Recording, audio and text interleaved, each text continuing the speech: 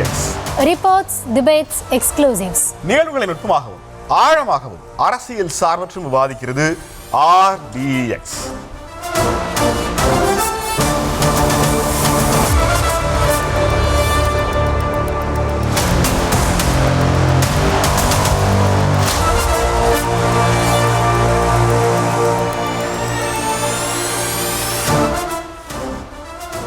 Reports, debates, exclusives RDX நிகழ்ச்சிக்கு உங்களை வரவேற்பது மகிழ்ச்சி. இன்றைய விவாதங்களுக்கான தலைப்புச் செய்திகளை முதல்ல பார்த்துடலாம்.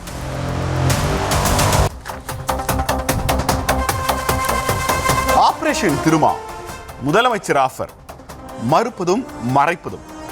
அதிமுக திமுக இணைந்து ஆட்சி அமைக்க முடிவெடுத்தால் அது திமுகவுக்கு எதிராக முடியும் என்பதால் அதை மறுத்ததாக சொன்ன திருமாவளவன் தன்னை முதல்வராக்குவதாகவும் தாவேக்காவுக்கு ஆதரவு கொடுக்க வேண்டாம் என தடுக்க முயன்றதாகவும் திருமா தகவல். அதிமுக MLAக்கள் அமைச்சரவையில் இடம்பெற்றால் விடுதலை சிறுத்தைகள் கட்சி ஆதரவை மறுபரிசீலனை செய்யும் எனவும் அறிவித்த திருமா.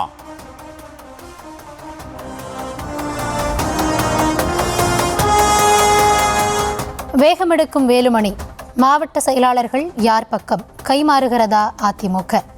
நாளை மாவட்ட செயலாளர்கள் கூட்டத்துக்கு அழைப்பு விடுத்த அதிமுக EPS தலைமையில் கூடுவதாகவும் அறிவிப்பு. பிரச்சனை இருந்தால் பேசி தீர்த்து கொள்ளலாம். 5 கட்சி ஆதரவுடன் ஆட்சியை ஓட்டும் இந்த பொய்க்கால் ஓட்டும் சில காலம்தான் என அதிருப்தியாளர்களுக்கு அழைப்பு விடுத்த எடப்பாடி பழனிசாமி. பொதுக்குழுவை கூட்ட தேவைக்கும் அதிகமான உறுப்பினர்கள் தங்கள் பக்கம் இருப்பதாக சி. விஜயபாஸ்கர் தகவல்.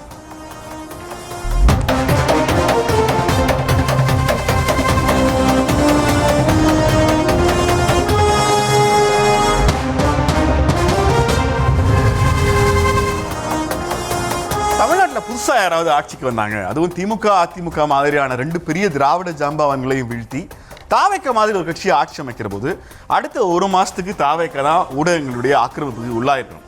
ஆனால் தமிழ்நாட்டில் திருமாவளவன் இந்த முறை அந்த ஊடக வெளிச்சத்துக்கு வந்துட்டாரு. காரணம் என்ன செய்யறாருன்னு பார்க்கலாம். Rap please.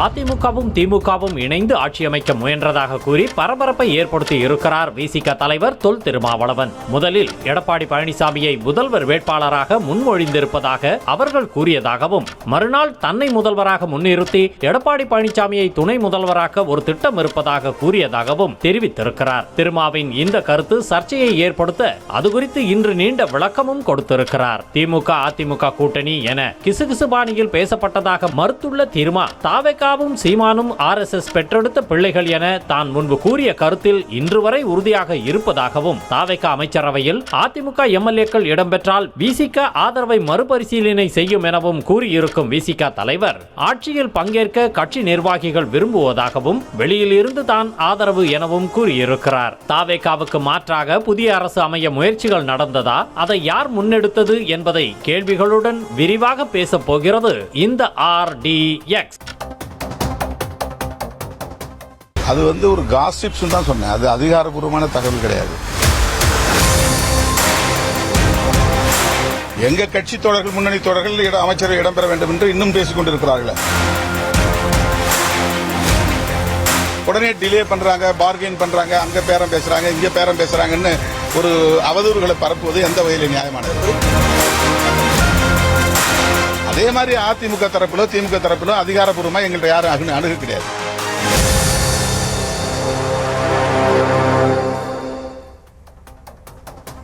பவர் பிளே அப்படின்னு நம்ம டீம் கொடுத்துருக்காங்க. நெக்ஸ்ட் ஃபர்ஸ்ட் பிக் கொஸ்டின் என்ன அப்படின்னு பார்க்கலாம்.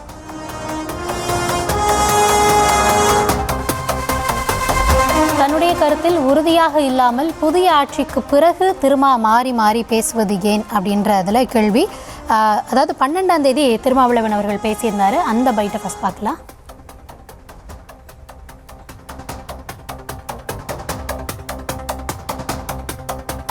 நீங்க உங்களை முதல்வர் ஆக்கிறதுக்கான முயற்சிகள் நடந்தது, அதை முறியடிச்சது காங்கிரஸ் தான் சொல்லிட்டு நேத்திக்கு ஒரு செய்திகள் பரபரப்பாக பேசப்பட்டது. அதற்கான முன்னெடுப்புகள் நடந்தது சார்.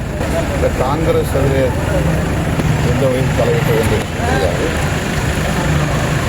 அதிமுக திமுக மற்றும்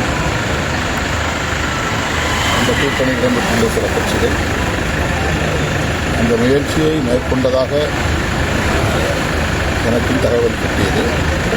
நாங்கள் இடதுசாரிகள் எடுக்கிற முடிவின் அடிப்படையை முன்வைத்து குறித்து எங்கள் உயர்நிலைக் குழுவிலே விவாதித்து அதன் பின்னர் தான் முடிவெடுத்தோம்.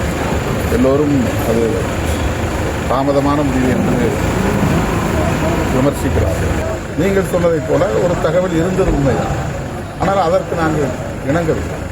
முதல்வர் உங்களை யார் சார் இப்ப அதிமுக தரப்பிலிருந்து அணுகிறாங்களோ அதிமுக தரப்பிலிருந்து யாரு அணுகினார்கள், அதற்கு நாங்கள் உடன்படவில்லை என்பதனால் தான் இந்த முடிவை நாங்கள் எடுக்கிறோம். இதுதான் உண்மை. ஓகே, அடுத்ததா திருமாவர்களுடைய எக்ஸ்போஸ்ட் அன்னைக்கே 3 மணிக்கு வந்தது.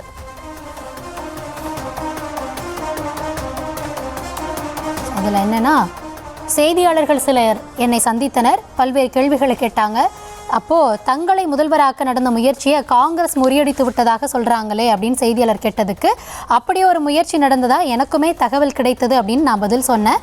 எனக்கு நெருங்கிய நண்பர்கள் சிலர் என்னை அணுகி அதை பற்றி பேசினார்கள் அப்படின்றதையே நான் சொல்லியிருந்தேன். திமுகவோ அதிமுகவோ அதிகாரப்பூர்வமாக யாரும் என்னை அப்படி அணுகவில்லை, நானும் யாரிடமும் பேசவில்லை. நேற்றும் இன்றும் இது குறித்து ஊடகங்களில் உறுதிப்படுத்தப்படாத செய்திகள் வந்து கொண்டிருக்கின்றன. இந்த நிலையில தான் அந்த வினாவுக்கு நான் விளக்கம் அளிச்சிருந்தேன். ஆனால் அதை வேறு பொருள்படும்படி தலைப்பிட்டு செய்திகளை பரப்பி பரபரப்பை ஏற்படுத்துறது ஊடக அறம் இல்லை. தமிழ்நாட்டில் தலித் சமூகத்தை சார்ந்த ஒருவர் முதல்வராகும் அளவுக்கு தமிழ் சமூகம் இன்னும் தயாராகலை அப்படின்றது அனைவரும் அறிந்த கசப்பான உண்மை. அப்படின்றதோட இந்தியாவில் பிற மாநிலங்களை ஒப்பிட்டு இந்த மாநிலங்கள்லாம் தலித்துகள் முதலமைச்சர்களாக ஆட்சி பீடத்தில் கோலோச்சிய வரலாறு நடந்தேறி இருக்கு. ஆனால் தமிழ்நாட்டில் இன்னும் ஒரு நூற்றாண்டானாலும் அது கனவாகவே இருக்கும் அப்படின்றத அறிந்தவன் நான் அப்படின்னு இருக்காரு. அப்படி இருந்தாலும் இன்றைய அரசியல் சூழலில் அப்படி ஒரு பேச்சு நடந்ததாக சொல்லப்பட்டுச்சு. அதனால தான் எனக்கும் தகவல் கிட்டியது அப்படின்னு ஒரு ஊடக பணியாளரின் கேள்விக்கு நான் பதில் சொல்லியிருந்தேன். அதனை திரித்து பிரிதொரு பொருளை தரும் உள்நோக்கத்தோடு ஒரு சில ஊடகங்கள் செய்திகளை பரப்புவது வேதனை அளிக்கிறது அப்படின்னு மே மாதம் 12ஆம் தேதி காலையில் அவர் பேசியிருந்த பைட்டும், அதற்கப்புறம் அதை 3 மணிக்கு அவர் கொடுத்திருந்த அந்த அறிக்கையையும் நம்ம பார்க்குறோம். அடுத்ததாக திருமாவர்கள் 14ஆம் தேதியும் பேசியிருக்காரு. அதில் என்ன பேசியிருந்தாரு அப்படின்றத பார்க்கலாம். என்னை சுற்றி அல்லது என்னை முன்னிறுத்தி என்ன நடந்தது என்பது பற்றி பெரிதாக எங்களுக்கு தெரியாது. ஆனால் தகவல் கிடைத்தது. அந்த தகவலைத்தான் நான் தகவல் கிடைத்தது என்று சொன்னேன். ஊடகங்கள் அதை பெரிதுபடுத்தி விட்டார்கள். இப்போது அதிமுகவுக்குள்ளே என்ன உரையாடல் நடந்தது என்பதை அவர்கள் ஊடகங்களின் முன்னால் சொல்லிக் கொண்டிருக்கிறார்கள். அது பற்றி எனக்கு பெரிதாக தெரியாது. அவ்வளவுதான். ஆனா ஊடகங்கள் திருச்சி தானே பரப்புறீங்க செய்தியை.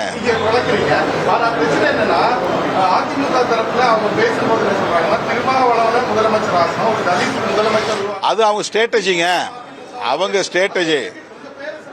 ஆமா, நான் அந்த கூட்டணியில இருந்தேன்ல. நான் திமுக, நான் ஒன்னும் தாவேகா கூட்டணியில் இல்ல, வேற எந்த கூட்டணியில் இல்ல. அதுதாங்க எனக்கு தெரியாதுல. அதிமுக எங்களுக்கு திமுக கூட்டணியில நாங்க இருக்கிறதுனால அவங்க அதை பத்தி பேசியிருப்பாங்க. அவ்வளவுதான். அது திமுக காரண்ட போய் கேளுங்க. இல்லதான் அதிமுக. இது நம்ம இப்போ பார்த்தது 14ஆம் தேதி பேசினது. இதற்கு நடுவில் தான் இது போல் பேச்சு வருது, என்ன ஏது அப்படின்றத ஒரு தனியாக ஒரு பேட்டியாக கொடுத்துருந்தாங்க. அதில் குறிப்பான விஷயங்கள் என்ன அப்படின்றத இப்போ காடாக நம்ம பார்த்துடலாம். திருமாவர்கள் பேசினதில் முக்கியமான விஷயம் என்ன அப்படின்னா, அந்த மே 7ஆம் தேதி திமுக அணியும் அதிமுக அணியும் இணைந்தால் நம்ம ஆட்சி அமைக்க முடியும் அப்படின்னு சொல்கிறாங்க. எடப்பாடி பழனிசாமியை முதல்வராக முன்மொழிஞ்சிருக்காங்க. இது பற்றி உங்களுடைய கருத்து என்ன அப்படின்னு கேட்டிருக்காங்க. இது நல்ல முயற்சி இல்லை, திமுகவுக்கு எதிர்காலமே சூனியமாகிறோம் அப்படின்னு நான் சொன்னேன் அப்படின்னு அவர் அதில் சொல்லியிருக்காரு. அடுத்தது குறிப்பிடும்படியானது, மே 8ஆம் தேதி பொது வேட்பாளராக உங்களை முதல்வராகவும் எடப்பாடி பழனிசாமியை துணை முதல்வராகவும் முன்மொழிய அதிமுக தரப்பில் பேசிட்டு வராங்க. இதெல்லாம் நடக்காது அப்படின்னு சிரிச்சுக்கிட்டே நான் அவங்கள்ட்ட சொல்லிட்டேன் அப்படின்றாரு. இது மட்டும் இல்லாமல் மே 9ஆம் தேதி ஆதவர்ஜுனா ஆதரவு கடிதம், அதாவது இவங்க ஆதவர்ஜுனாவை கூப்பிட்டு தங்களுடைய ஆதரவு கடிதம் ஒரு 4 மணிக்கு கொடுக்குறாங்க. கொடுத்த பிறகு ஒரு தொலைபேசி அழைப்பு வந்தது. நீங்கள் தான், அதில் அவர் அந்த நேரத்தையும் சொல்லியிருந்தாரு, நான் 4:45 வந்தது அப்படின்றாரு. நீங்கள் தான் முதல்வர் என்று அறிவிக்கப் போகிறோம், தயவு செய்து செய்தியாளர்களை சந்திக்காதீர்கள் அப்படின்னு கேட்டுக்கிட்டாங்க. மன்னித்து விடுங்கள், இதில் எனக்கு உடன்பாடு இல்லை அப்படின்னு நான் சொல்லிட்டேன் அப்படின்றத அது கிட்டத்தட்ட ஒரு 1 மணி நேரம் பேசியிருந்தாரு. அதில் முக்கியமான அந்த இதில் இருக்கக்கூடிய விஷயங்களை நம்ம எடுத்திருக்கோம். இந்த நிலையில் அதோட சாராம்சம் முக்கியமான விஷயம் என்ன அப்படின்றத பார்த்தோம். இதில் திருமாவர்களுடைய 18ஆம் தேதி இன்னைக்கு அதுக்கு அவர் என்ன சொல்லியிருந்தாரு அப்படின்றது. நேற்று தனியார் தொலைக்காட்சி கழித்த கூட்டியில் கூட திமுக அதிமுக கூட்டணி பேச்சுவார்த்தை நடைபெற்றுன்னு சொல்லி அது ஒரு காசிப்ஸ் தான் சொன்னேன். அது அதிகாரப்பூர்வமான தகவல் கிடையாது. யாரும் தனிப்பட்ட முறையில் அதிகாரப்பூர்வமாக இந்த தரப்பு தலைவரோ அந்த தரப்பு தலைவரோ இப்படி ஒரு முயற்சி எடுக்கிறோம், அதுக்கு நீங்கள் ஒத்துழைப்பு கொடுங்க அப்படின்னு யாரும் நம்மகிட்ட சொல்லலை. நான் மறுபடியும் சொல்கிறேன், அது காசிப்ஸ். எல்லா இடத்துலையும் பேசுறது தான். அதை ஒன்றும் ரகசியமாக 1 to 1 யாரும் பேசலை. 2 தனிநபர்களுக்கு இடையில பேசப்பட்ட செய்தி இல்லை. எல்லாம் கும்பலாக இருக்கிற இடத்துல தான் பேசுகிறாங்க. இது மாதிரி பேசுகிறாங்களா உங்களுக்கு தெரியுமா, இப்படி சொல்லிக்கிறாங்களா உங்களுக்கு தெரியுமா அப்படிங்கிற ஒரு காசிப்ஸ் தான். அது ஒரு கிசுகிசுப்பு அல்லது ஒரு முணுமுணுப்பு, அவ்வளவுதான். அதைத்தான் நம்ம சொல்றோம். இது நாங்கள் மூடு மந்திரமான ஒரு செய்திகள்ல. இது 2 பேருக்கு இடையில தனியாக நாங்கள் ஒரு மூடப்பட்ட அறையில் உட்காந்து பேசுகிறோம். 10 பேர் முன்னால தான் எல்லாரும் பேசுகிறாங்க. இப்படி பேசிட்டு இருக்காங்களா உங்களுக்கு தெரியுமான்றாங்க. அப்படி பேசுறதே தப்பு, அப்படி பேசுறது நல்லது இல்லைன்னு சொல்றோம், அவ்வளவுதான். ஆதரவு கடிதம் வழங்கினதுக்கு அப்புறம் நீங்க செய்தியாளர் சந்திப்புக்கு வர்றப்ப கூட உங்களுக்கு அழைப்பு வந்துச்சு. அதாங்க, அது நான் யாராவது அதிகாரப்பூர்வமாக அழைச்சாங்க சொல்றேன். யாரோ பேசுறாங்க, வெல் விஷஸ் பேசுறாங்க, மீடியேட்டர்ஸ் பேசுறாங்க. பொலிட்டிக்கலா அது நடக்க தானே செய்யும். அவங்களுடைய சர்வைவல் இருந்து தானே அவங்க சிந்திப்பாங்க. அப்ப அந்த மாதிரி ஒரு குறிப்பிட்ட கட்சியினுடைய தலைவர் என்கிட்ட பேசினாரு, அல்லது அவர் பேசினாரு, இவர் பேசினாரு எங்கேயா சொல்லியிருக்கேன். காசிப்ஸ்ங்கிறது எல்லாரும் முன்னாடி நடக்கிற ஒன்று தான். அது ஒன்றும் மூடு மந்திரம் கிடையாது. அதிகாரப்பூர்வமா அணுகல, அதுதான் செய்தி. அந்த மாதிரி இதை ஃபோர்ஸ் பண்ணி இப்படி நம்ம முடிவெடுப்போம், இதுக்கு ஒத்துழைப்பு தாருங்கள், அதை நாம செய்யலாம் அப்படின்னு எந்த தரப்பிலிருந்தும் தகவல் இல்லை. இதெல்லாம் இடையில் இருக்கக்கூடிய சில தலைவர்கள் ஏன் ஒரு தலித் முதலமைச்சர் ஆகக்கூடாது அப்படின்னு சில வெல் விஷஸ்.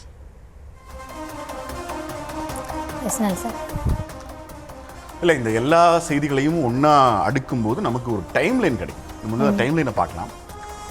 மே 5ஆம் தேதி ரிசல்ட் வருது. ரிசல்ட்டில் தாவேக்கா ஆட்சி அமைக்கிறதுக்கான சூழல் இருக்கு.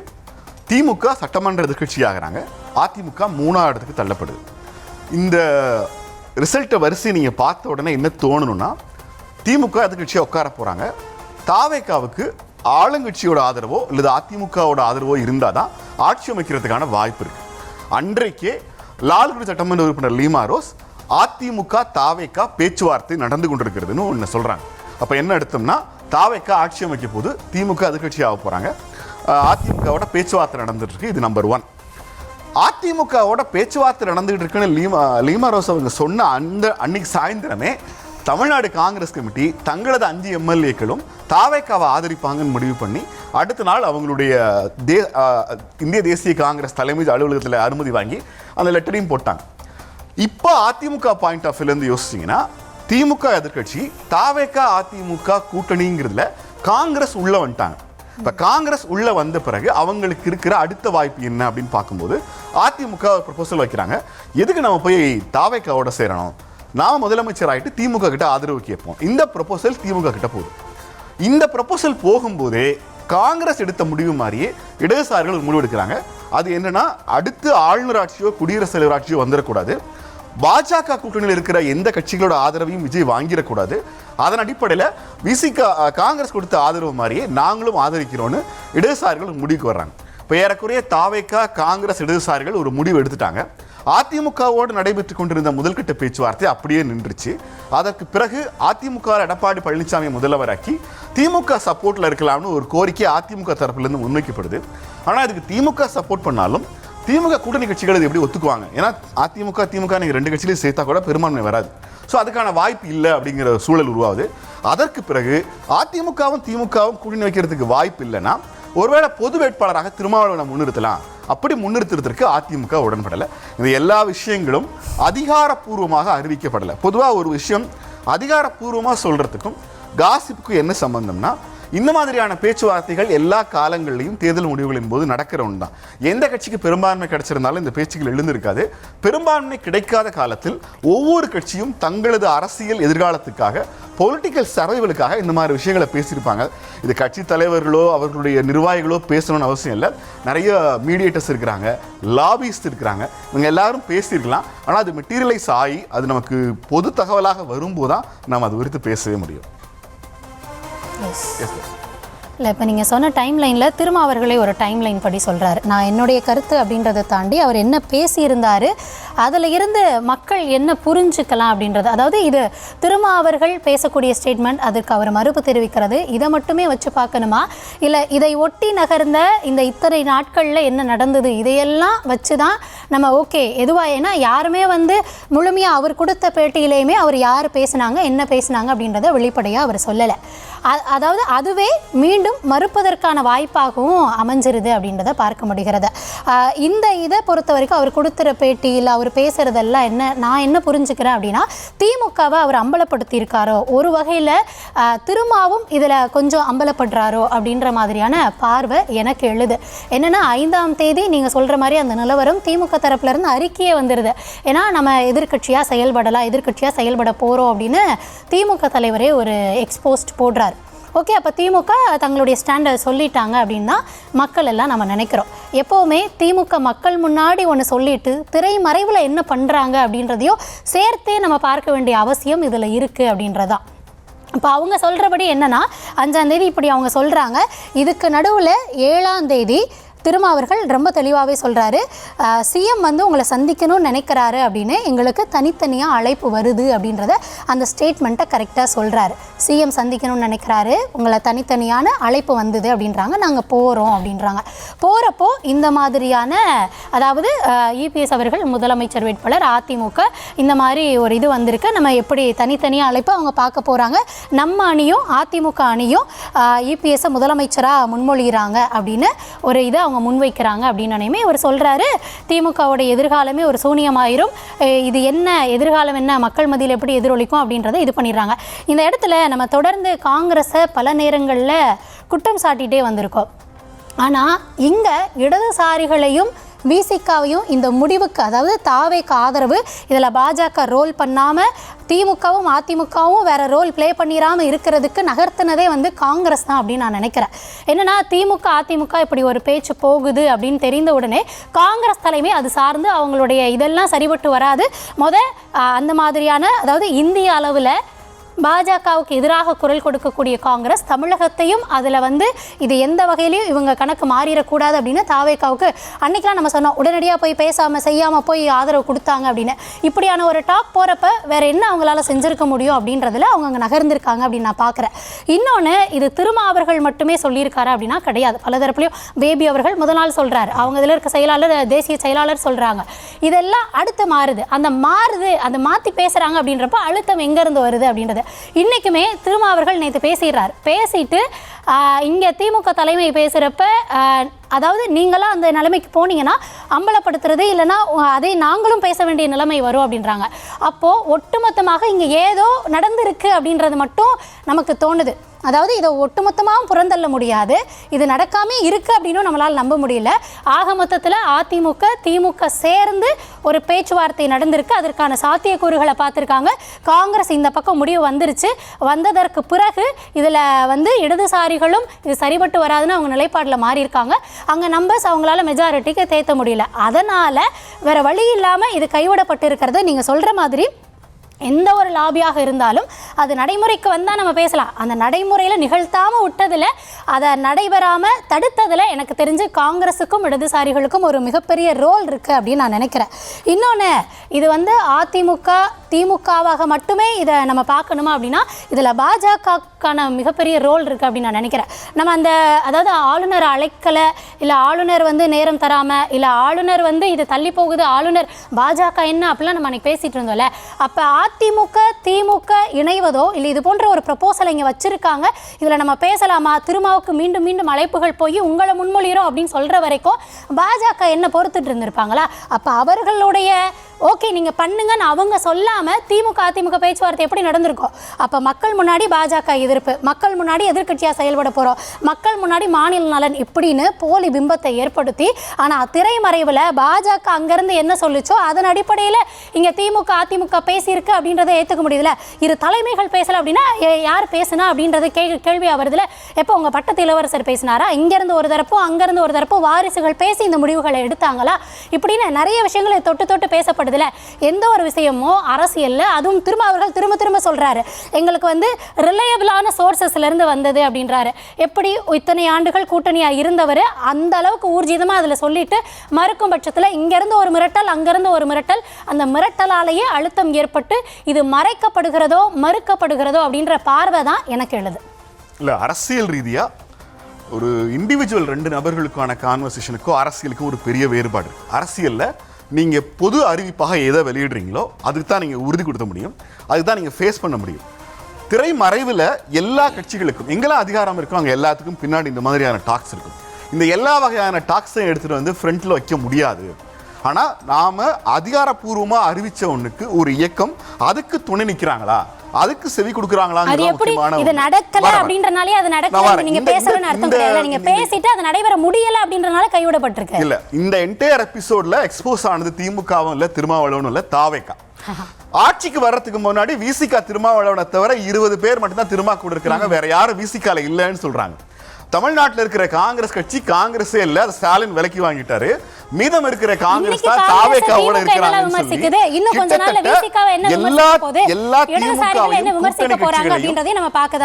திமுகவையும் அதன் கூட்டணி கட்சிகளையும் தீய சக்தின்னு சொல்லிட்டு அதிமுக பேரை கூட சொல்லாம மற்றும் பலர்னு சொல்லி இவங்க யாரும் எனக்கு தேவையில்ல, நான் தனியா வருவேன்னு சவால் விட்டுட்டு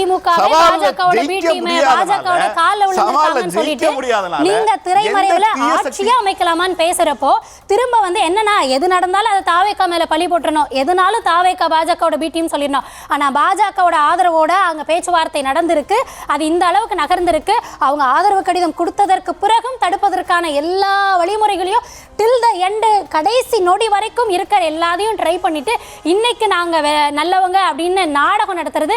அதாவது வெளியே வந்துருச்சு, வெளியே வந்தது எப்படி இது இப்போ பேசுறது, இந்த நரேட்டிவ் செட் பண்றது எல்லாமே டேமேஜ் கண்ட்ரோல் மக்கள் மத்தியில போயிருச்சு. மக்கள் இதை என்னவா பார்ப்பாங்க, இந்த சேதாரம் வந்துவிடக் கூடாது அப்படின்றதுக்காக பேசப்படுறதா இது எல்லாமே தாண்டி இருக்கிறது இல்லைன்னு ஆயிராது இல்லையா?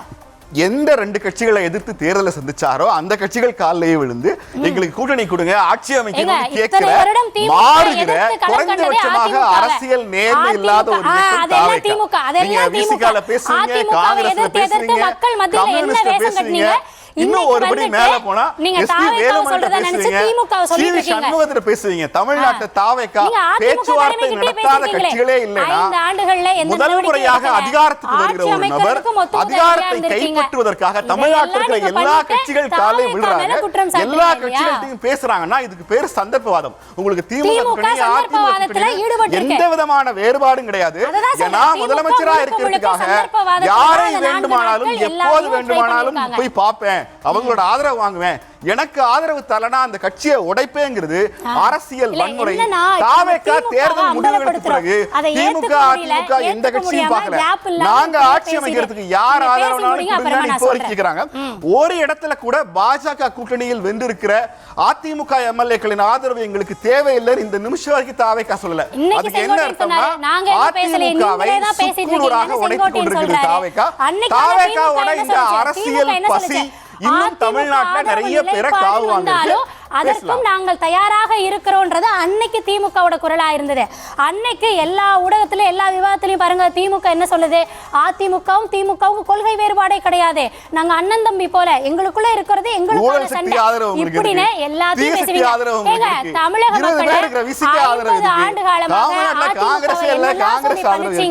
நீங்க முதலமைச்சர் ஆவறதுக்கு எந்த கட்சி விட்டு வாசல்ல அப்படி என்ன எந்த கட்சியை உடைக்க முடியும்?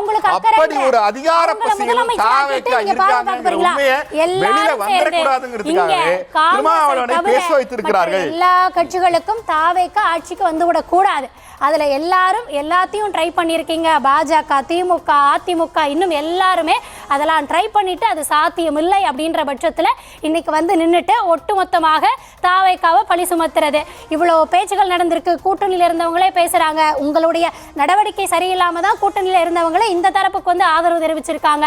இன்னும் என்னென்ன நடக்க போகுது அப்படின்றத பார்க்கலாம். உங்க தரப்புல தப்பு இருக்கு அப்படின்னா ஆமா இல்லைன்றத பேசுறதை தாண்டி உடனே தாவேகா என்ன தாவேகா என்னன்னு பாஞ்சிட்டு வரதுல இருந்தே புரியுது.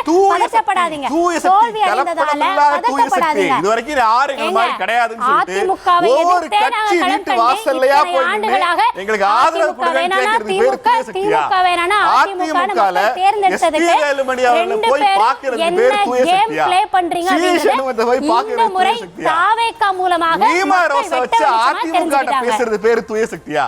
குறைஞ்சபட்சமா தமிழ்நாட்டில் அப்படியே இருக்க எல்லா கேட்டுக்கிட்டே கட்சி இருங்க. ஆபீஸ்க்கும் போயிட்டு நாங்க தூய நெல்சன், சக்தி எங்களுக்கு திமுக ஆதரவு தவறு கொடுங்கன்னு செஞ்சதுன்னா அது கேட்கறது தவறு பேரு அப்படின்றத சுட்டிக்காட்டுற நீங்க இடத்துல ரெண்டு பேரும் உங்களுடைய பேசணும். எதிரிகளை கூட உங்களுக்கு அதை அடையாளம் தெரியல. மறைச்சிட்டு அதிமுக எதிரி, தாவேகா திமுக கண்ணு எதிரி, முன்னாடி விசிக ஃபுல்லா எதிரி, தாவேகா காங்கிரஸ் பேசுறீங்க. எதிரி. திமுக ஆனா கொள்கை எல்லாரும் போய் ஆதரவு சார்ந்த கேட்போம். தாவேகா ஏன்னு பேசட்டுங்க. கேட்டோம்னா, திமுக கொள்கை ஐயா, சார்ந்ததானே? ஓடிடுறது. திமுக மதச்சார்பற்ற கட்சி தானே, கொள்கை சார்ந்து இயங்குற கொள்கை கூட்டணி அப்படி இப்படின்லாம் பேசுனீங்களே, அந்த கூட்டணி எப்படி அதிமுக கூட வைக்கல? அங்க இருந்து ஒரு ப்ரொபோசல் வருதுன்னு கூட்டணியில இருக்கவங்களை கூப்பிட்டு எப்படி பேசுனீங்க? முதலமைச்சர் என்ன அழைப்பு அதிமுக வந்து கட்சியை நாங்க தாவேகா போனோம் அப்படின்றாங்க. உடைச்சது நிஜம்.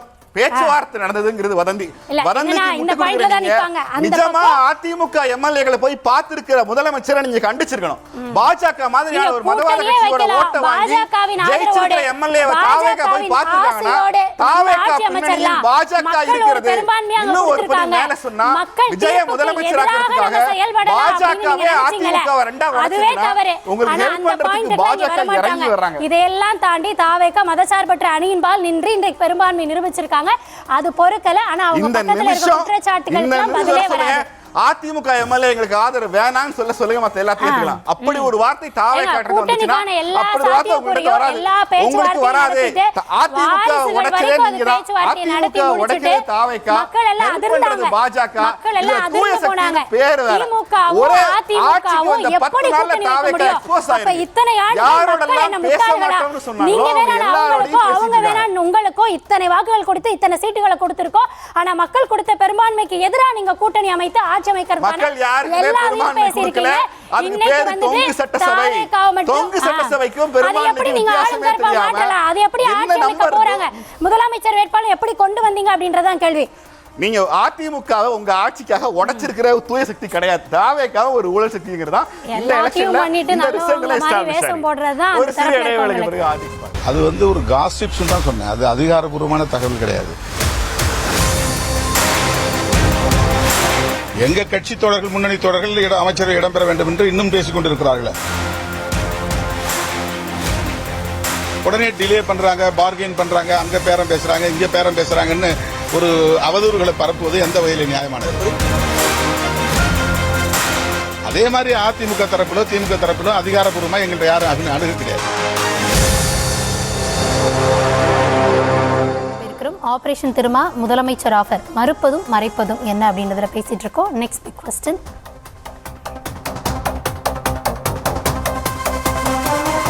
திமுக அதிமுக கூட்டணியில முதல்வராக இபிஎஸ், பிறகு திருமா என முடிவு செய்தது யார்? இப்போது மறைப்பது யார் அப்படின்ற கேள்வி.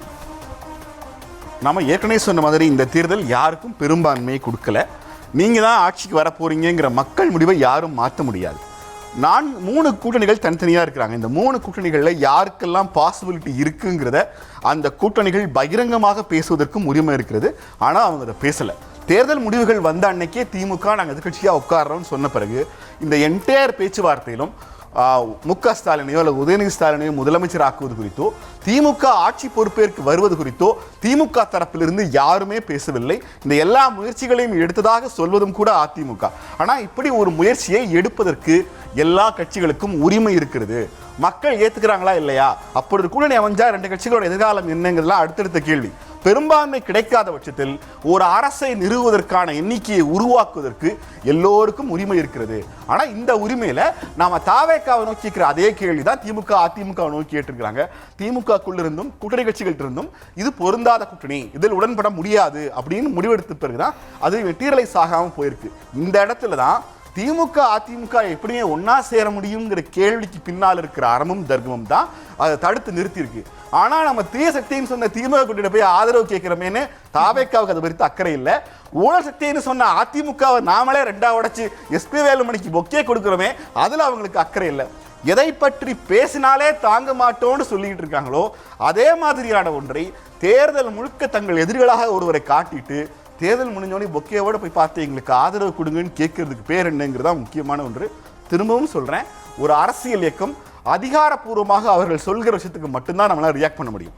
அவங்க ஆஃபீஸ் ரூமில் என்ன பேசுகிறாங்க, கிச்சனில் என்ன பேசுகிறாங்க, ஃபோனில் என்ன பேசுகிறாங்கிறதெல்லாம் எந்த விதமான ஆதாரமும் இல்லாமல் திருமாவளவனையும் எதிர்க்கட்சிகளையும் பழிவாங்குவதற்கும் கடந்த 10 நாட்களாக தாவேக அரசில் நடைபெற்றுக் கொண்டிருக்கிற எல்லா குற்றச்செயல்களை திசை திருப்புவதற்காக திருமாவளவனுடைய இந்த பேட்டியை எல்லா ஊடகங்களும் ரொம்ப பயங்கரமாக பூஸ்டப் பண்ணுறாங்க. ஆனால் திருமாவளவன் இந்த விஷயங்கள் ரொம்ப தெளிவாக இருக்காரு. என்னிடம் யாரும் அதிகாரப்பூர்வமாக பேசவில்லை, அதனால் அது குறித்து கேள்வி இல்லை. இல்லை, என்னன்னா சென்ற 5 ஆண்டுகளில் அவங்க ஆட்சியில் நடைபெற்றதெல்லாம் மறைக்க எப்படியெல்லாம் பிரயத்தனப்பட்டாங்களோ அப்படி தாவைக்கப்படும் போல அப்படின்னு நினைக்கிறாங்க. இதுக்கு நான் முதல்ல பதில் சொல்லிட்டு அப்புறமா இந்த இதில் பேசணும்னு நினைக்கிறேன். அதாவது உலகநாயகன் சொன்ன பதில தான் நான் சொல்கிறேன். 2 நாளில் இந்த ஆட்சி எப்படி நடந்திருக்கு அப்படின்னாலும் நான் ஜோசியம் தான் சொல்லணும். 10 நாளில் ஆட்சி எப்படி நடந்திருக்குனாலும் நான் ஜோசியம் தான் சொல்லணும். ஒரு ஆட்சி பொறுப்பேற்று இன்றைக்கி தான் அமைச்சர்கள் எல்லாம் போய் அவங்க ரூமில் போய் டேபிள்லேயே உட்காந்துருக்காங்க. அதுக்குள்ளே வந்துட்டாங்க லிஸ்ட் எடுத்துகிட்டு. நீங்கள் 5 ஆண்டுகளில், அதற்கு முன்னாடி 10 ஆண்டுகளில், இன்னும் சொல்லப்போனால் இந்த 50-60 ஆண்டுகளில் இங்கே ஊறி போன இங்கே மக்கள் உழன்று கொண்டு இருக்கிற பிரச்சனைகள் எல்லாம் சரி செய்வதற்கு அப்படி ஓவர் த நைட் சரி பண்ண முடியும்னா திமுக அவ்வளோ பெரிய சக்தி தானே, செஞ்சிருக்க வேண்டியதானே, செய்யலை. 5 வருஷம் இன்னும் நிலைமையை மோசமாக தானே ஆக்கி விட்டு போயிருக்காங்க.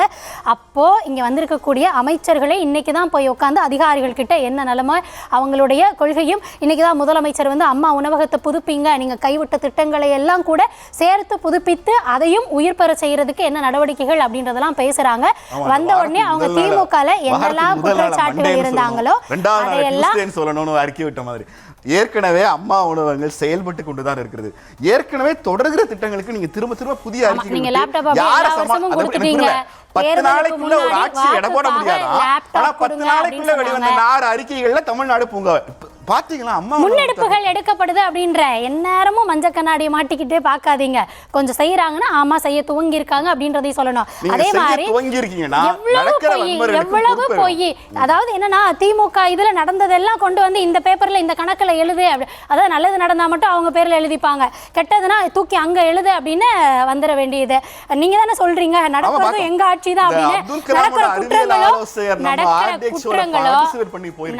குற்றங்களோ அவர் மீது வழக்கு போட்டிருக்காங்கன்னா இந்த அரசாங்கம் எந்த விமர்சனங்களையும் காது கொடுத்து கேட்பதற்கு தயாராக இல்லைங்கிறதுக்கு பொன்ராஜ் அவர்கள் மீது போடப்பட்டிருக்கிற வழக்கு அரசியல் ரீதியாக பழிவாங்கக்கூடிய ஒன்று. குறைஞ்சபட்சமா என்னன்னா ஒருத்தர் ஒரு அரசை பத்தி விமர்சிச்சு பேசிட்டாரு, இல்ல ஒரு அரச ஒருத்தர் விமர்சிச்சிட்டாருங்கிற ஒரே காரணத்துக்காக அவர் மீது வழக்கு பதிவு செய்வது ஆட்சிக்கு வந்து 10 நாள் தான் ஆகுதா? இன்னும் அமைச்சர்கள் பொறுப்பேற்கவே இல்லையா? அமைச்சர்களே பொறுப்பேற்காத அரசியல் பொன்ராஜ் மீது வழக்கு பதிவு செய்வதற்கான உத்தரவை யார் பிறப்பித்தது? அடிப்படையில் இந்த அரசு எப்படி இருக்க போகுது பார்த்தாலே தெரியுது. அவ்வளவு கஷ்டப்பட வேண்டிய அவசியம் இல்லை. இங்க தூக்கி போட்டுறணும். அன்னைக்கு நாமளே தான் கேள்வி கேட்டோம். அவர் பேசுறது நம்ம சேனல் நியூஸ் தமிழோட ட்விட்டர் பேஜ்ல இருந்த வீடியோவை அரசு பிளாக் பண்ணிருக்காங்க. அது பிளாக் ஆயிருக்கு. அப்ப அடிப்படையில ஒரு கருத்துரிமையை சொல்வதற்கான வாய்ப்பை அரசு கருத்துரிமையெல்லாம் தாவேக ஆட்சிக்கு வந்ததுக்கு பிறகு நெல்சனுக்கு நல்லாவே பேச தெரியும். சென்ற ஆட்சியில கருத்துரிமை எப்படி ஆட்சியை போனால பத்தி பேசுறீங்க. கௌதமி கடைசி வரைக்கும் தாவேக ஆட்சியின் குறைகளை பேச மாட்டாங்க. அவங்க குறைகளே இருக்கு. உங்களுக்கான ஊடகத்தின் மீதான உங்களுக்கான அக்கறை இருந்திருந்தா பொன்ராஜ் மேல எதுக்கு வழக்கு போட்டீங்க? மட்டும் எங்க போய் பொன்ராஜ் மேல எதுக்கு வழக்கு போட்டீங்க? இப்ப வந்து 10 நாள் தான ஆகுது. 10 நாள் தான் ஆகுது. கேளுங்க, காவல்துறை சொல்லுவாங்க எல்லா தாவேகாவோட குறைகளுக்கு நீங்க பொறுப்பேற்க மாட்டீங்கல்ல. 10 நாளுக்குள்ள பொன்ராஜ் மேல வழக்கு போட முடியும். ஆனா வேற எதுவும் செய்ய முடியாதுல்ல. இந்த அரசு ஒரு பழிவாங்குற அரசாங்கம் முன்ன வருது. இந்த தமிழ்நாட்டுக்கு தாவேகா நல்லதில்ல.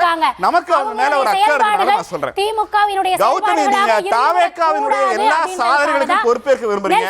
தாவேகாவோட விமர்சனத்தை தாவேகாட்ட கேளுங்க. நீங்க ஒரு அரசை குறை சொன்னா அரசு தான் குறை சொல்றது. அது உங்களுக்கு குறை சொல்றது இல்ல. 5 ஆண்டுகளாக திமுக தங்களுக்கான அமைச்சர்கள் பொறுப்பேற்பதற்கு முன்பே பொன்ராஜ் மாதிரியான ஒருத்தர் மேல வழக்கு பதிவு செய்யறீங்கன்னா உங்க டோன் என்ன?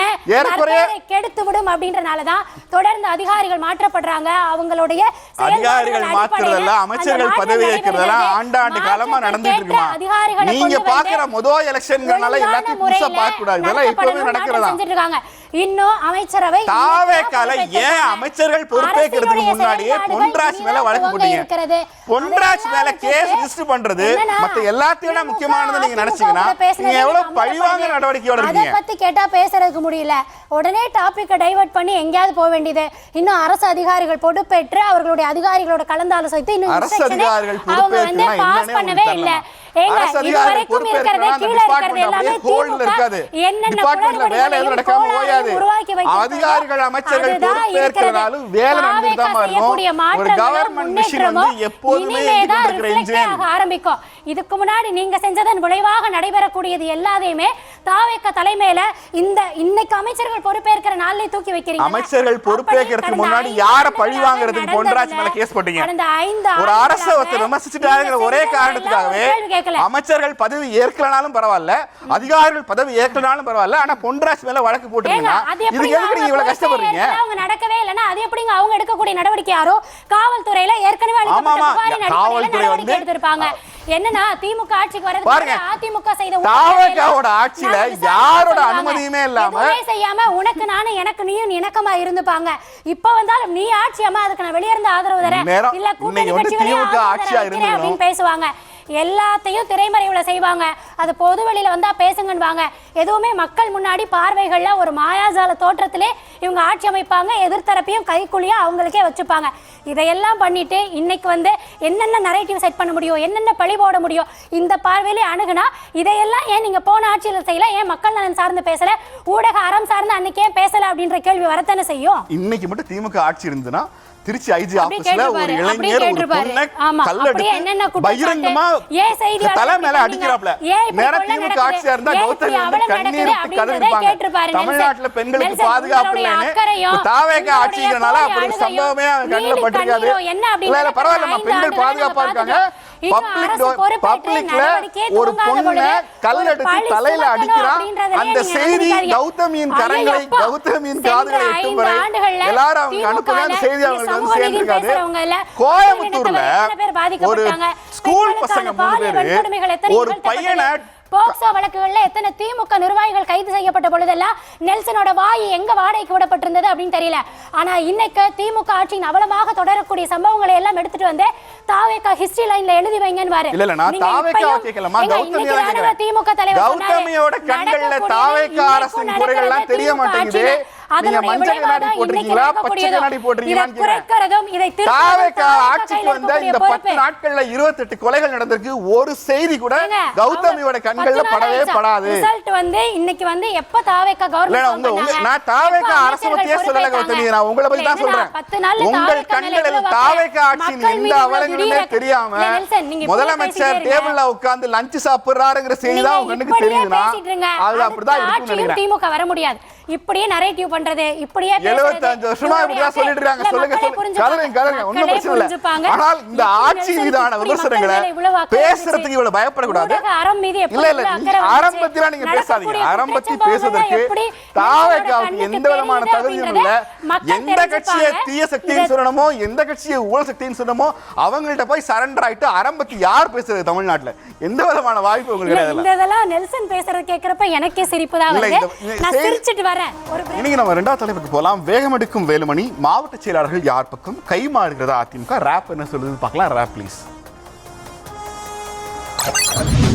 தேர்தல் முடிவுகளுக்கு பிறகு அதிமுக 2ஆக பிளவுபட்டிருக்கும் நிலையில் நாளை மாவட்ட செயலாளர்கள் கூட்டத்திற்கு அக்கட்சியின் பொதுச் செயலாளர் எடப்பாடி பழனிசாமி அழைப்பு விடுத்துள்ளார். வழக்கமாக மாவட்ட செயலாளர்கள் கூட்டம் அதிமுக தலைமை அலுவலகத்தில் நடத்தப்பட்டு வந்த நிலையில் நாளைய கூட்டம் எடப்பாடி பழனிசாமி வீட்டில் நடைபெற உள்ளதாக அறிவிக்கப்பட்டுள்ளது. பொதுக்குழுவை கூட்ட வேண்டும் என எஸ்பி வேலுமணி அணி வலியுறுத்தி வரும் நிலையில் அதற்கு தேவையான உறுப்பினர்கள் தங்கள் பக்கம் இருப்பதாகவும் தெரிவித்திருக்கின்றனர். இந்நிலையில் அமமுக பொதுச் செயலாளர் டிடிவி தினகரன் அதிமுகவை அழிக்கும் வேலைகளில் அமைச்சர் செங்கோட்டையன் ஈடுபட்டு வருவதாகவும் குற்றம் சாட்டி ஜெயலலிதாவின் ஆன்மா அவரை மன்னிக்காது என ஆவேசப்பட்டிருக்கிறார். அதிமுகவின் 80க்கும் மேற்பட்ட மாவட்ட செயலாளர்களில் 50 பேர் வேலுமணி பக்கம் இருப்பதாகவும் தகவல்கள் வரும் நிலையில் நாளை எடப்பாடி கூட்டியிருக்கும் கூட்டத்துக்கு எத்தனை பேர் வருவார்கள் என்ற எதிர்பார்ப்பு எழுந்துள்ளது. அந்த கட்சியின் தலைமையே மாறுகிறதா என்பதை விவாதிக்கிறது இந்த RDX.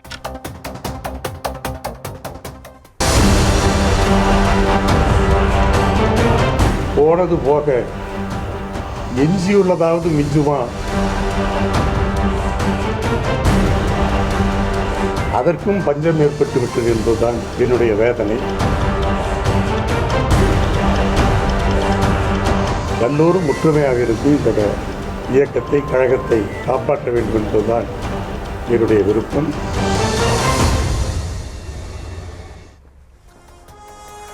EPS SP Velumani number game இல்லை, இது வந்து ஆக்சுவலி பவர் கேம். தான் கட்சியிலிருந்து நீக்கப்பட்டதும் தாவேக்காவுக்கு போய் நின்று அங்கே அமைச்சர் அதெல்லாம் வேற. அம்மாவின் படத்தை பயில வைத்துக்கொண்டு தேர்தல் முடிந்ததும் குரோத மனத்தோட வன்மத்தோட அம்மாவின் தொண்டர்களை பேரம் பேசி அவர்களை ஏமாற்றி வர்றாரு. இங்கே வாங்க உங்களுக்கு அது வாங்கி தர, அதில் ஏமாறுறவங்க போகிறாங்க, வீக்காக உள்ளவங்க போகிறாங்க. பட் அவர்களெல்லாம் ரோட்டில் நிற்க போகிறாங்க. அதுதான் நடக்க போகுது. அண்ணன் செங்கோட்டையன் அம்மாவின் படத்தை பையில வைத்துக் கொள்வது அனைத்து இந்திய அண்ணா திராவிட முன்னேற்ற கழகத்தையும் அம்மாவின் அமமுகவையும் அழிக்க நினைப்பது அவரது வன்மத்தை காட்டுகிறது. பையில வந்து அம்மா படத்தை அவர் வைத்துக் கொண்டு செய்வது அம்மாவின் ஆத்மா அவரை தான் பண்ணிக்கும்.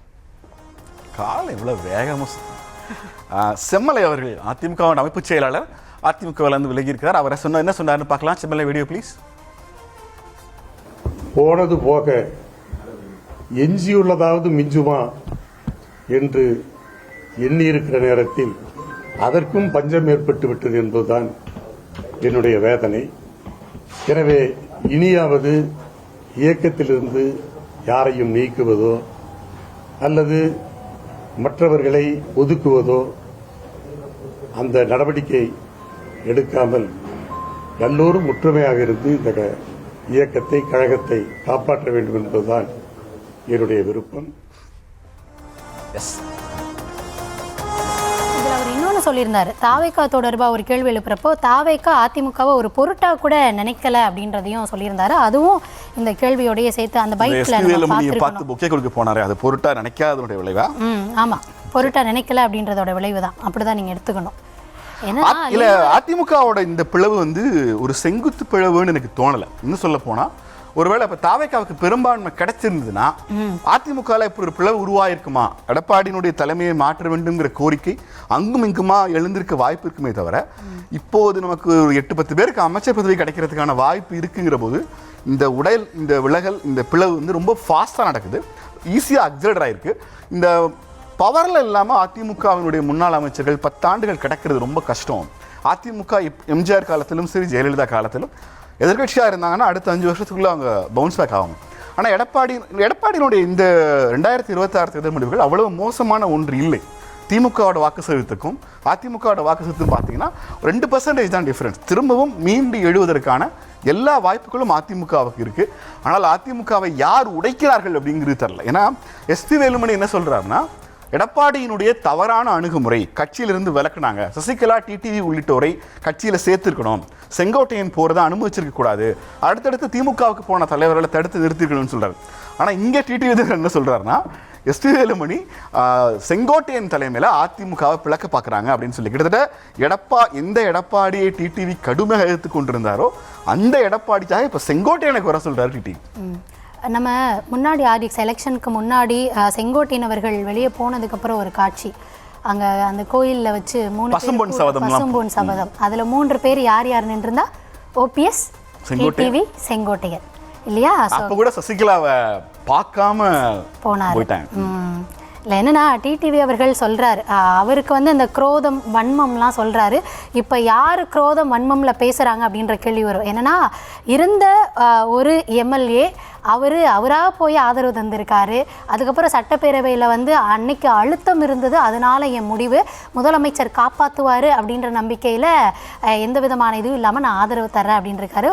ஒருவேளை அந்த அழுத்தத்தை யார் கொடுத்தா, இல்லை அதுவும் தாண்டி இப்படியான ஒரு நிலை வந்துருச்சு அப்படின்னு சொல்லி அந்த குரோதம், அந்த வன்மத்தில் இன்னைக்கு இந்த குரல் ஒலித்திருக்கிறதா அப்படின்றத பார்க்கணும். இன்னொன்று, செம்மலை அவர்கள் சொல்கிற மாதிரி அதிமுக, அதாவது எலெக்ஷனுக்கு முன்னாடி வரையும் நாமளும் பேசினது என்ன அப்படின்னா, ஓபிஎஸ் அவர்கள் வெளியே போனது என்ன காரணத்தால், என்ன குற்றச்சாட்டு அதிமுக அன்றைக்கி வச்சாங்கன்னா, அதிமுகக்குள்ளே இருந்துக்கிட்டு திமுக மாதிரி செயல்படுகிறாரு, திமுக நிலைப்பாட்டில் இருக்காரு. அவர் போய் சேர்ந்ததும் அந்த தரப்பாகவே இருந்தது. அன்றைக்கி நாமளும் பேசியிருந்தோம். இப்படி ஒவ்வொருத்தராக வெளியே போகிறதுனால எடப்பாடி அவர்களுடைய உழைப்பையும் அவர் ஒவ்வொரு பகுதிகளில் போய் நடத்தி பெறக்கூடிய அந்த பிரச்சாரத்தையும் நம்மளால் குறைத்து மதிப்பிட முடியாது அப்படின்னு. இன்னைக்கு அதிமுகவில் அவங்களுக்குள்ள ஒரு கருத்து வேறுபாடுகள் இருந்தாலும் அவங்களும் அதை நாங்கள் எங்கேயுமே குறைத்து மதிப்பிடலை அப்படின்ற இடத்துல தான் நிற்கிறாங்க. இல்லை, அதிமுகக்குள்ள அவங்களுக்குள்ள கருத்து வேறுபாடு இல்லை. ஏன்னா ஒருவேளை அதிமுகவினுடைய பொதுச் செயலாளர் எடப்பாடி பழனிசாமியை முதலமைச்சர் சந்திச்சிருச்சு, நாங்க திமுகவை எதிர்த்து ஆட்சிக்கு வந்திருக்கோம். திமுக கிட்ட எங்களால ஆதரவு கேட்க முடியாது. அதிமுக அந்த இடத்துல தான் நாங்க வெளியில இருந்து ஆதரவு சொல்றீங்க. இல்ல அதிமுக அமைச்சர்களை பங்கேற்க தயாரும் கூட முதலமைச்சர் விஜய் எடப்பாடி பழனிசாமியை பார்த்து பேசியிருந்தா அதிமுக அந்த பிளவே வந்திருக்காது. எந்த காரணத்தை கொண்டும் எடப்பாடியை பார்த்து விட கூடாதுங்கிறதுனாலதான் முதல்ல அதிமுக ரெண்டா பிளந்துட்டு யாரை வச்சு பிளந்தாங்களோ அவங்களுக்கு பொக்கே கொடுத்து நீங்க தான் அதிமுக உங்களோட பேச்சுவார்த்தை நடத்த என்ன நடக்குது அப்படின்னு வெளியே வந்து பேசுறப்ப சொல்றாரு, அதாவது இத்தனை ஆண்டுகளாக அதிமுக யாரை எதிர்த்து யாரை தீய சக்தின்னு சொல்லி களம் கண்டமோ அவங்களோடயே கூட்டு சேருவதற்கான ஒரு நடவடிக்கைகள்ல ஈடுபட்டு எலெக்ஷனுக்கு முன்னாடி பாஜகவோட கூட்டணி தாவேக தயார்னு கூட சிவசேனன் சொன்னாரு. அடிப்படையில் இந்த எல்லா உரையாடல்களையும் நான் நெல்சனையும் நம்பிட்டேன். நான் நெல்சனை நம்பிட்டு சிவசேனன் பேசியிருப்பாரு அப்படின்னு நினைச்சேன். ஆனா அதிமுகவோட எதிர்காலம் எடப்பாடி பழனிசாமி கையில் இருக்கிறதான்னு எனக்கு தெரியல. அதிமுகவோட எதிர்காலத்தில் அப்படின்னா தாவேக கையில் இருக்கிறது, முதலமைச்சர் விஜய் கையில் இருக்கிறது. அதனால அதுக்கான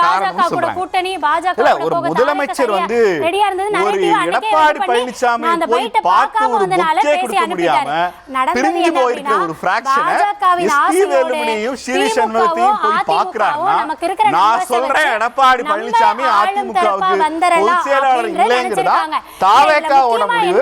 முதல்ல பாஜக அந்த வேலையை பார்த்தாங்க. ஆனா இப்போது எடப்பாடி பழனிசாமி தலைமையிலான அதிமுகவை பலவீனமாக்கியே தீர்வதற்கு தாவேகா முடிவு பண்ணிருக்காங்க. எனக்கு தெரிஞ்ச இந்த நம்பர் ரொம்ப அவசரப்பட்டாங்கன்னு தான் நான் நினைக்கிறேன். தாவேகாவினுடைய இந்த எதிர்க்கட்சிகளை நசுக்குகிற, எதிர்க்கட்சிகளை உடைக்கிற இந்த வேலை தமிழ்நாட்டுல இந்த மாதிரி ஒர்க் அவுட் ஆகுதுன்னு தாவேகா கொடுத்திருக்காங்க. அதையெல்லாம் தாண்டி நமக்கு இருக்க நம்பர்ஸ் வச்சு நமக்கு லாபகமா என்ன பண்ணிக்கலாம் அப்படின்றத திமுக அதிமுக பாஜக ட்ரை பண்ணியிருக்கிறது அப்படின்றத நம்மளால புரிந்து கொள்ளக்கூடியது. இந்த நம்பர்ஸ் இல்லாம இருந்திருந்தா இந்நேரம் யாரால எதுவும் பண்ணிருக்க முடியாது. அதுதான் இங்க வந்து திமுக அதிமுக இந்த கேமுக்கே வழிவகுத்திருக்கு அப்படின்னு நான் பாக்குறேன். எஸ்பி வேலுமணி சிவசண்முகத்துக்கு நீங்க பொக்கே கொடுத்த அந்த நிமிஷமே நீங்க ஆட்சி அமைக்கலாம், அதிமுக உடைத்த பெருமை தாவேகாவுக்கு போய் சேரும். வந்து எல்லா தலைவர்களும் பேசினாலும் வாயை திறக்க மாட்டோம். தாவேகா மேல எதையாவது சொல்லணும். அது எலெக்ஷனுக்கு முன்னாடி அப்படிதான் இருந்தது, இப்பயும் அப்படிதான் இருக்கும், இனி வரக்கூடிய நாட்கள்லயே அப்படிதான் இருக்கும். பேசுவாங்க, பார்க்கலாம். நாளை இன்னொரு சந்திக்கலாம். நன்றி, வணக்கம்.